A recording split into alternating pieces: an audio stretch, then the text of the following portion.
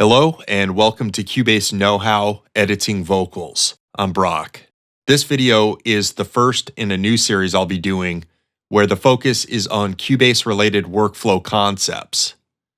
This editing vocal series and those to follow are not meant to replace the existing Explain series, nor are they meant to be complete breakdowns of how to use Cubase.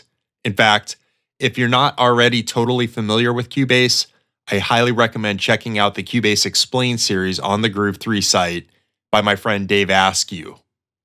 Those series will give you a comprehensive understanding of the program and its many features. This series is more about sharing my specific workflow about how I like to edit vocals.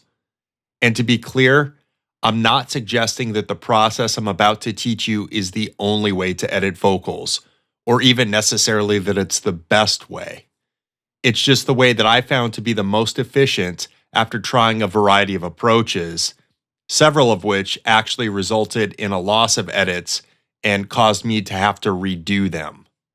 So the idea is by following this approach, I'll spare you from that rough learning curve that I had to go through. Another threshold issue I want to be clear about is the approach that was used to record. Ideally, the vocalist comes in and nails the part perfectly the first time around.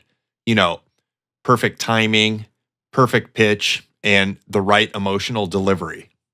Sometimes that happens, but more often than not, at least in my experience, it doesn't.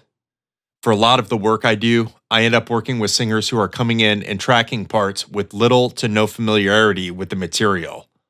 As such, as long as the delivery is what I'm looking for, I find it's fastest to get takes that are close in terms of pitch and timing rather than continually retaking the parts in hopes for one that's perfect.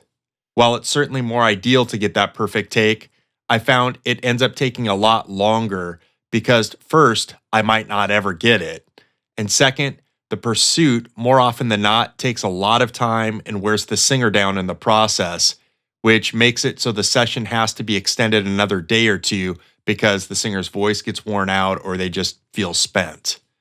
So be prepared. The vocal tracks I'll be working with here are raw, but in the end, I think you'll agree they come out sounding pretty stellar. I'm going to be working with a lead track and some backing harmonies that have some fairly complex movement going on. The process I use for editing vocals is basically 3 steps. First, I like to clean the tracks up. Second, I edit the timing. And last, I edit the pitches. So let's jump in.